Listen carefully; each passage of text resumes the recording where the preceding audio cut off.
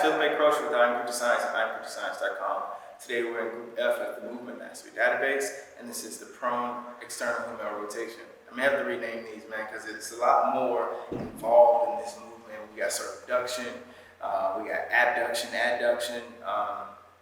It's just a lot going on. I may have to rename these, but for now, let's just call this Big Purr. Okay? So with this prone humeral external rotation, there we go.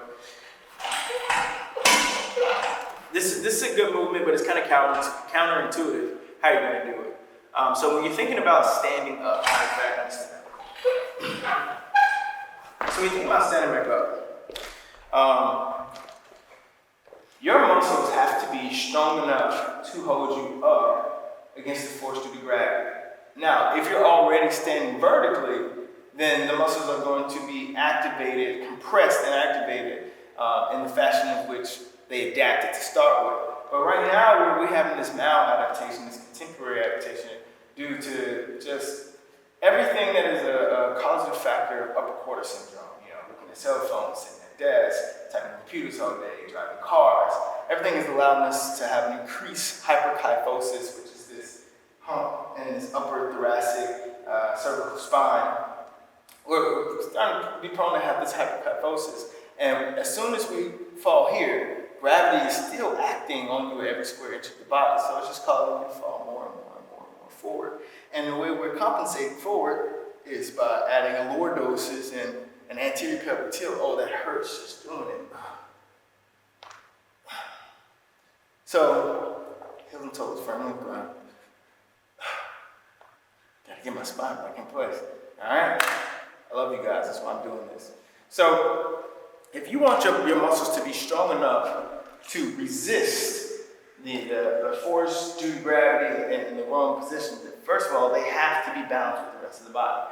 So this movement is kind of counterintuitive because we're going to be laying prone and we're just going to be hanging down towards gravity. But the thing about this is we're really going to be intersected into the force due to gravity at its perpendicular angle. So when I'm in this contraption here, my body here is one thing. Now, hold my body here compared to here is another. And a lot of things that we do, we're going to come out here first, and then we're going to externally rotate, get our anatomical position, you know? So, once we're doing that, and we come to this anatomical position, now my rear delts, they're holding my delts posteriorly in the right place, my serratus anterior, my lats. So as I move through here, I'm getting this force that's taking me down just on the delts. Now I'm being dynamic by adding some adduction, circumduction, external rotation, and it's all very subtle. It's all very subtle. But as I do it, I'm training this muscle down to its origin. And that's where we struggle at, because you got a bunch of big muscles around that rear delt, like the traps, like the rhomboids, you know, like the lats. And they dominate that movement. So when I stand back up, I got some power with this multiple degrees of freedom, but I feel anchored in my back. And that's what we're going for. We're going for that anchoring feeling in the back. That's when you know that you're connected at the origin of this rear delt. So the bigger the circles, the more challenging it'll be. So test that out. Small circles, big circles.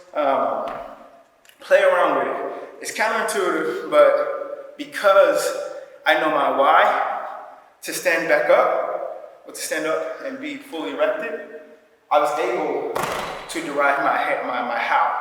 And that's why this Movement Mastery Database is free, guys. It's because first we got to move often. Well, first we got to move correctly.